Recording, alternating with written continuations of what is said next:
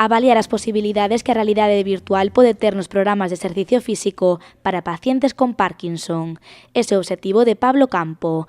Fisioterapeuta e membro do grupo Healthy Fit da Universidade de Vigo, Pablo decidiu centrar a súa tese no desenvolvemento deste proxecto. Estábase utilizando como terapias cognitivas e conductuales para mellorar os niveles de ansiedade, de estrés, depresión, e dixemos por que non imos intentar facer un programa terapéutico e enfocalo na nosa liña de investigación, que está en persoas maiores e tamén en Parkinson. Este proxecto realizouse a súa primeira proba piloto. Nela participaron 9 pacientes da Asociación Parkinson de Vigo. Este xogo que nos planteamos é, en un principio, unha alternativa sinxela, é unha presentación de estímulos nas que eles teñen que recepcionar unha serie de obxetos, neste caso eran unhas esferas de colores.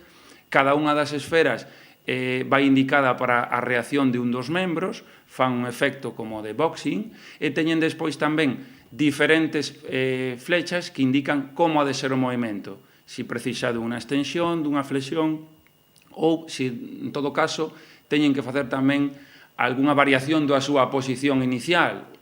Teñen que agocharse, teñen que desviarse, esquivar, polo tanto, se os ves realmente desde fora, les están xogando, pero están facendo unha terapia moi efectiva. E aínda que queda moito para saber cales son as vantaxes deste tipo de exercicio terapéutico, Pablo Campo asegura que os resultados, polo de agora, están a ser moi positivos. A idea é facer un estudo clínico aleatorizado nun centro de Pontevedra cunha mostra maior, falamos de 50-60 persoas, e unha intervención, por exemplo, a medio plazo, contra 3 meses aproximadamente. Se aí obtemos unha serie de resultados positivos, digamos que temos a relación causa-efecto. Poderíamos dicir que os programas de actividade física sustentados nunha plataforma virtual, aplicados nunha determinada maneira, nunha determinada población, teñen os beneficios esperados. E isto é un pouco unha aproximación a esa intervención maior. O obxectivo deste proxecto é poder crear un exercicio terapéutico que se adapte ás necesidades e ás características de cada usuario, conseguindo así programas individualizados.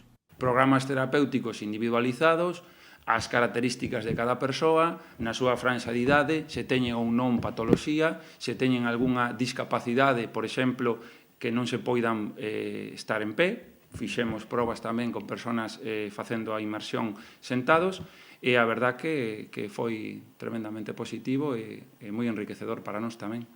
Polo de agora, a realidade virtual inmersiva soamente foi utilizada para tratar de solucionar problemas de carácter psicolóxico. Por iso é fundamental seguir investigando para que esta ferramenta poida ser utilizada nun futuro nos programas terapéuticos de actividade física.